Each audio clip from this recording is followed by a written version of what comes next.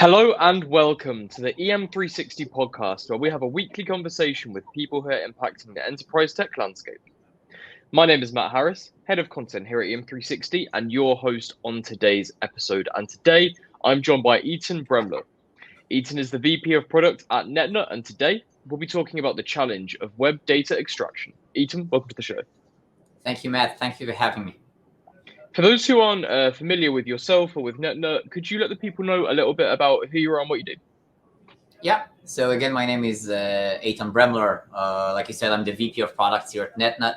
I've been with NetNut for the past couple of years. Previously had roles of VP product at other companies, cyber companies, etc. Here at NetNut, we are about almost 50 people. What we do is we offer web data collection services to a wide range of companies and verticals. And the idea is to help companies, organizations collect web data at scale by bypassing any anti-web data collection services that a website might deploy.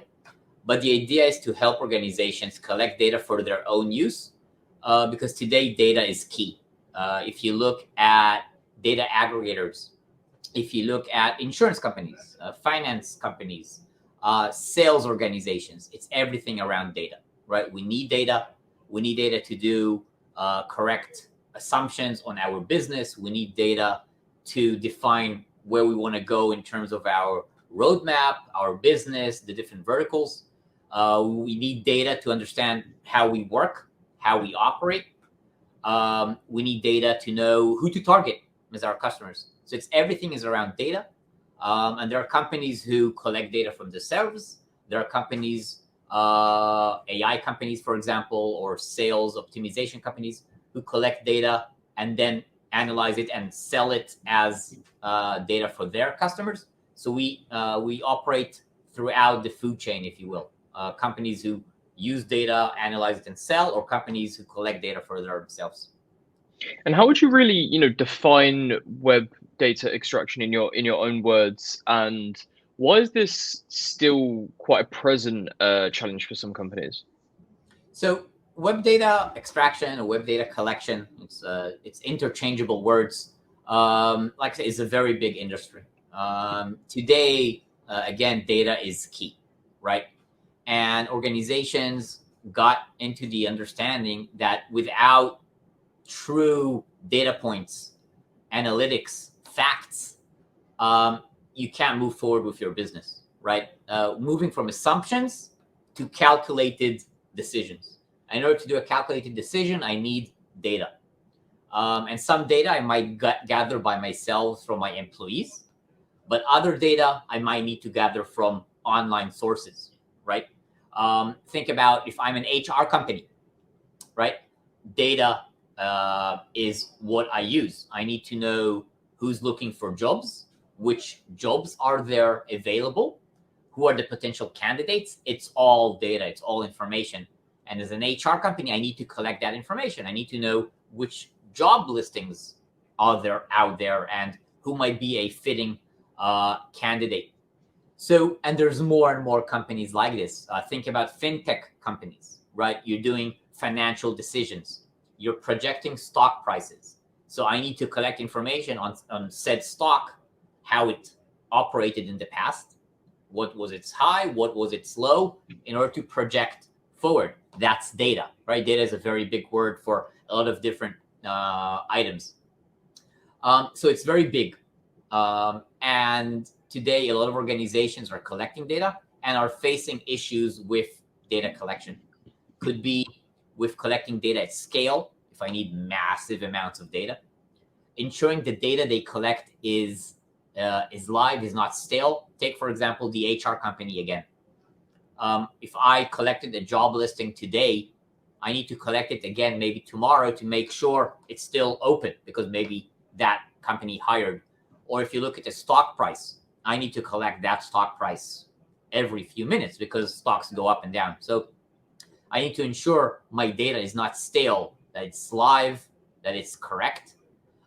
Some websites pose anti-bot or anti-scraping or anti-data collection tools, or features to prevent data from being collected.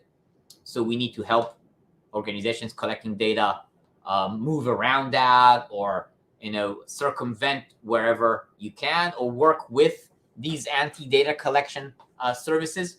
So there's a big challenge for organizations today in collecting data.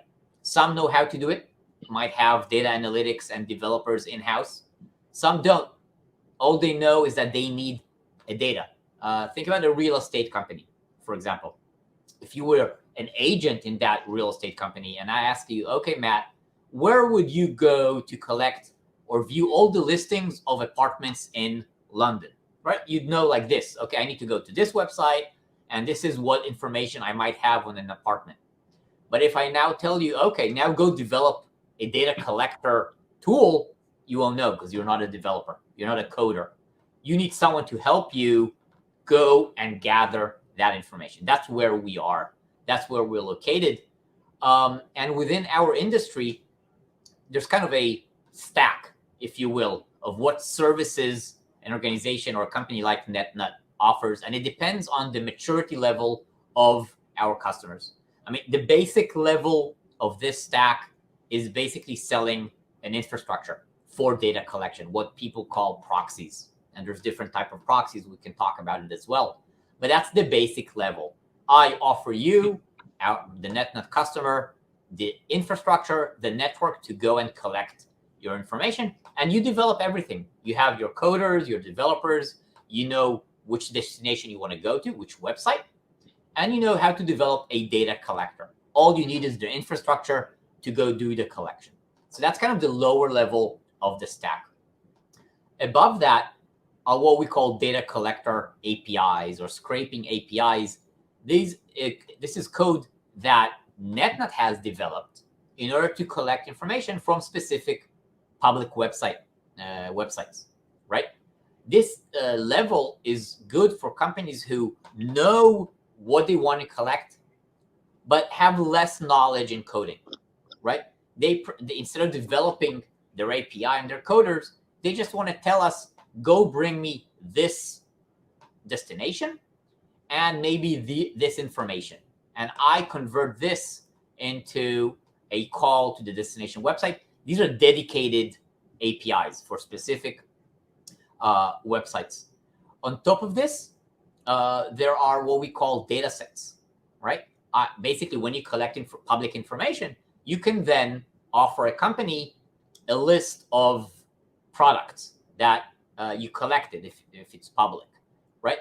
So there are companies today who don't want to deal at all with the coding. They just need the raw data, because then they take said data and analyze it. So think about a list of watches from an e-commerce website. Instead of the customer, developing the code to go and collect all the pages of watches, I can get a list of watches from a company like NetNut and then do my analytics. It takes a lot of the effort away from developing and coding. I just focus on analytics, which is maybe my business to begin with. And so that's level 3 within the stack. So we said proxies, data collection APIs, data sets, and at the top are what we call data insights. This is analytics of the data. So if there, for example, think about an HR company wanting the statistics of how many CEOs in London are over a certain age, are from a certain demographic, they're male, female, etc., have X number of education years or a degree. That's analytics on the list of CEOs of companies in London. That's a data insight. So companies in our space know and are starting to look into how do we analyze the data for our customers, giving you an insight, maybe even something you didn't even know, right? And you could look at projections of stocks. You could look at, because I already know the stocks, how they behaved. I have the list of stocks. I can now do an insight and, okay, this stock went up when another stock went up. Maybe there's a relation which is very important for AI-based companies. They need these insights to start developing their own insights. This is kind of the stack of how this market operates. Does that make sense? Yeah, that makes a lot of sense. And it's good to hear that, you can kind of use these different stacks to cater for basically any size company and kind of any size of, real need and kind of how far they, need your solution to go. How are you guys doing at deploying that at scale? So today we offer within this stack the proxies and the scrapers. And later on, we'll start moving up the stack. Within the proxies, we offer different types of proxies to our customers. Could be data center based proxies. So that's software or an IP belonging to a data center out there, a hosting company out there. Could be a residential ISP, right? So think about an IP belonging to some residential service provider, basically representing a household at the end of the day. It could be a mobile proxy, so an IP representing an actual mobile device. So there are different types of proxies that we offer. Also residential proxies. So it's data center proxies, ISP proxies, residential proxies, and mobile proxies. That's kind of the different types. And our customers, when they come into us, when they join the service, they tell us, okay, I need this type of proxy or IP, and the price is different. Usually depends on the proxy type. I need a proxy in a specific location, country, or city. And this is the destination website I need to go to. And you can think about our network as kind of a highway, right? You join the service and you tell us, please take me off here. I need to get off in Munich. I need to get off in London because that's the destination. This is important because at the end of the day, our customers want to simulate real users. When I go to a website to browse, think about an e-commerce website, right? And I want to see the list of watches. I want to make sure the data there is valid depending on where I'm coming from. Because the list of watches might be different according to their manufacturer if I'm coming from London or from Paris. Because maybe I'm selling certain watches in London and certain watches in Paris, maybe because of shipment, etc. So an organization, a customer of NetNut, wanting to browse this e-commerce website might want to simulate traffic coming from London and then simulate traffic coming from Paris and compare the different list of watches. So they can configure our service and tell us, okay, I need an IP address in London, and now I need an IP address in Paris. Some companies are agnostic and they don't care. Just give me any IP address you want. And that's the idea of a proxy, right? We give you the infrastructure, you the customer, to collect data in mass, in scale, from any location in the world, down to the city level, right? Again, think about flight prices, right? You have different currency.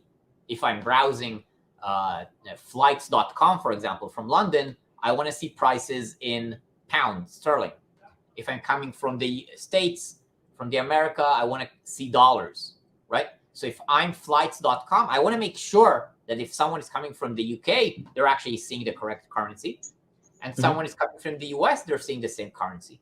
So they can use us to check their own website just to validate that what they present out is correct, depending on the geography from which a company is coming, right? So there's a very wide range of use cases for this. Even cyber companies are now starting to go into this use case. White hats companies, right, who offer their services to check the security of their customers. They can use a company like NetNut to simulate a lot of pseudo attackers on their customers. So there's a very wide range of use cases. Yeah, and I guess with the wide range of services that you guys provide, there's some level of AI powered kind of aspect to that tool, right? Or some sort of machine learning that you've built in. So AI and machine learning are now starting to go into this space. It's very new. We're looking at it as well as a company, as the future, the roadmap of where we want to go. And the importance here of AI is that, again, like I said before, there's a big chunk in the market today that doesn't want to get bothered or doesn't know how to develop their own collectors. They need someone to help them develop the collector for them. So in the past, companies like NetNut offered professional services. You call me up and you say, Eitan, I want to buy from you a service. Please develop for me this collector and I pay you an hourly rate. That exists. Well, we want to take it. We understand that with the power of AI, we can help our customers automatically develop collectors. So imagine for yourself some interface where you, the customer, go in and you tell me, okay, collector, here's the destination website I want. Please bring it to me and tell me which data can I collect from this website. So that AI tool will go to the destination website, bring back a sample and tell the customer, okay, I recognized in this website, this table, it has this column, right? We'll take the example again of the real estate agent. So I, the real estate agent, will tell this AI tool, here's apartments.co.uk, right? The AI tool goes, brings back and says, okay, I recognize on apartments.co.uk this table which lists apartment. There's the apartment address, the size, how many rooms, price, etc., etc. Please tell me which columns do you want. So I, the real estate agent, will tell you back in the chat. Think about Chat GPT and chat-based AI tools. Please give me apartment address, size, and price. And I, the AI tool, develop on the spot the collector that will go back to apartments.co.uk and bring you this information. And I can even do this on a periodic time frame, every day, because apartment listing might change.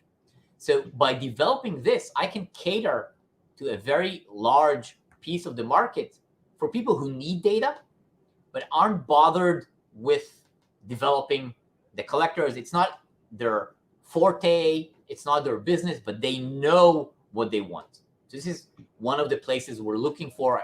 We believe the entire market will go there in terms of data collection, AI-based tools. So we're joining the wagon here.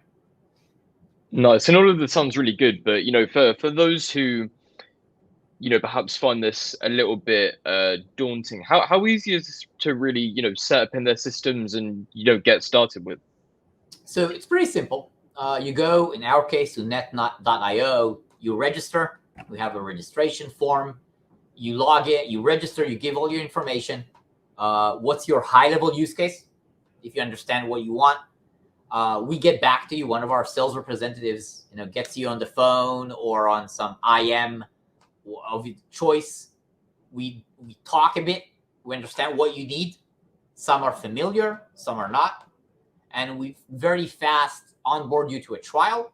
We connect you to one of our customer success managers who leads you through the trial, make sure everything works. We help you with code snippets that you could put in your code to start working or accessing our API with our documentation. You do the trial, you collect your data, usually with very high success rates, and then you move from trial to production, right? So it's very, very easy. And we have very professional people with you along the way, whether it's, like I said, sales representatives, customer success, account managers. Once you become a customer, who walk with you, who talk to you about our new products when they come out, check up on you once a week to see how you're going. So it's a very tight relationship with our customers. Yeah, sounds perfect. And just to kind of reiterate, anyone who wants to learn more about what we discussed today, please do head over to netnut.io. Eitan, thanks so much for coming on the podcast today. Thank you, Matt. Thank you for having me.